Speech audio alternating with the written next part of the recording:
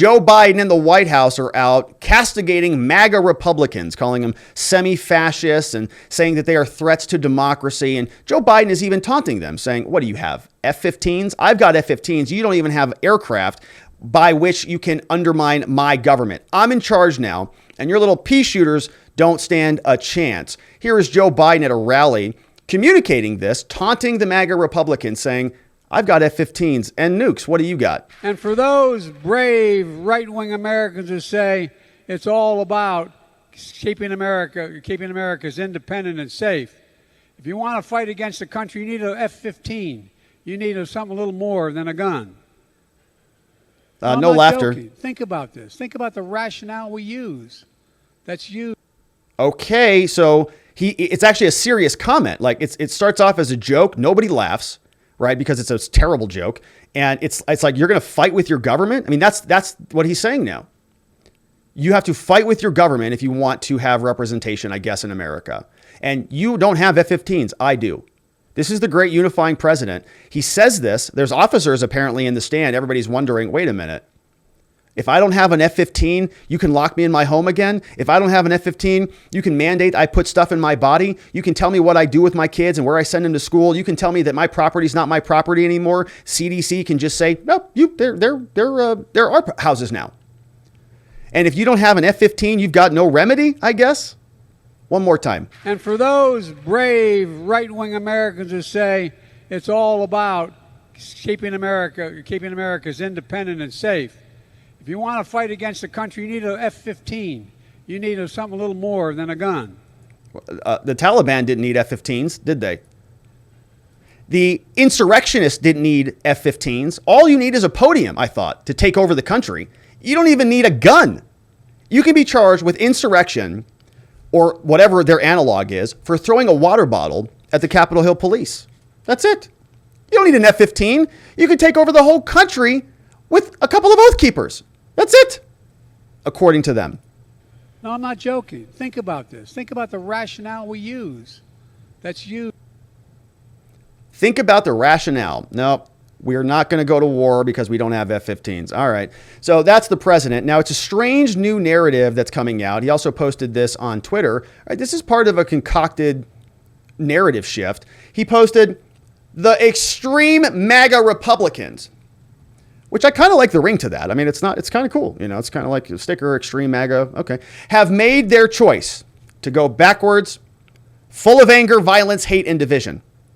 We've chosen a different path. Forward, the future, unity, hope, and optimism. We choose to build a better America. Well, it doesn't look so good there, Joe. But he is out there, right? You see the language. Extreme MAGA Republicans. It started with just Donald Trump. Remember? He was saying fight, fight, fight. He instigated the whole thing. Then it started with Trump and his entourage. Bannon got picked up. Navarro got picked up. Then they went after Sebastian Gorka, Sean Hannity, everybody else who was sort of in his circle. Then it expands beyond that. It's not only the J6 insurrectionists who are violent. It's not only the J6 insurrectionists who are engaged in physical destruction. It's everybody. It's if you were grandma poking around through the Capitol building, if you were on the Capitol building grounds, if you were even texting like Enrique Tarrio, not even there that day, you are now an insurrectionist. But now it expands beyond that. Domestic violent extremism, homegrown violent extremism. The list goes on and on. Capitol Hill police are setting up shop in different locations around the country. They are censoring and banning people off social media platforms. We were victims of that multiple times through this saga after January 6th. And it just continues to go on and on and on. The hula hoop expands. And now it's all the way expanded out to MAGA Republicans. That's it. Which was something like 80 million people the last election. A lot. It's a big, big label. Now, this is an orchestrated maneuver, right? They want to fight against extreme MAGA Republicans. This is a narrative change. They're trying to define their enemy and label them so that they can fight against the straw man that they're setting up. And so they want Republicans. They want somebody who says, Joe Biden, I can do a lot with my weapon. I don't need an F-15. And he does something crazy, and then they can go, see, every Republican is crazy. Every single one of you is now an extreme MAGA Republican. And I just can't wait for what happens. I mean, what happens with this show if we can't talk about Trump anymore because we're now extremists who are undermining America? I mean, is YouTube going to content ban people now, not just issues, right? It was just election, and then it was just COVID, and then now it's just hate speech. And are they going to actually target people now? Donald Trump? Maybe. They did it with Andrew Tate. We'll have to wait and see. The media is asking questions about this. We saw this woman here. Karine Jean Pierre is asked a question by this lady in the media, specifically about the progress that Joe Biden has made. You know, Joe Biden came into office and he was going to usher in this new era of unity, and he was going to bring us all together. Has he made any progress on that in these last 2 years here, Karine? Just given that, you all have billed it as being related to the battle for the soul of America, which is something that he obviously ran on back in 2020. She says, battle for the soul of America. He obviously ran on this in 2020. Are you guys making any progress on this here, Karine? Look, he believes that it continues. He believes that we need to continue to fight for our democracy. And he's been very clear. You look at the extreme wing of a party, the MAGA Republicans. There it is. It's not stopping. It is continuing. And we heard it over the weekend, as you're asking me about the president talking directly with legislators. And this is an important time, and he's not going to shy away from it. He's going to continue to lift that up and what he sees and what he's going to call out. And he believes that there are a majority of Americans who disagree with that, who disagree on the attack of our core values as a country. Disagree? What did she say? She actually literally said nothing right there. Painful to listen to her, but we have to do it. I'm sorry. So she comes out and she's asked about, did Joe Biden make any progress? Remember at his inaugural address, unity and hope and bringing the country back together? None of that happened. And she just doubles down and says, well, he's committed to this. Okay, that's fine. He's committed to it. Do whatever you got to do. But we have a very important question that we have to ask ourselves as Joe Biden is continuing to mull this over. For Joe Biden, of course, who is now calling all Republicans or extreme MAGA Republicans, he's labeling Republicans a certain way. The big question for Joe and for Karine is, how do you differentiate between the good Republicans and the bad Republicans? Which Republicans get to eat? Which ones don't? Which ones go to the front of the bus? Which ones go to the back of the bus? Hey, Joe, do you guys have rules for this? How do we figure this out? When it comes to voters, how does the president differentiate between the ultra MAGA folks who he sees as an extremist threat to democracy and the average GOP voter? So, can't talk about voters from here. As you know, no. Oh, no, I get you. Not gonna, I just need to say that, right? Just to Hatch Act, just to I be think. clear. If she's, I can't talk about voters. The president has been really clear about the leadership, right? The MAGA Republicans in leadership. They're the ones who have the platform. They're the ones who, again, the extremist part of the Republican Party. They're the ones who, folks listen to. Okay, but how do you tell the difference?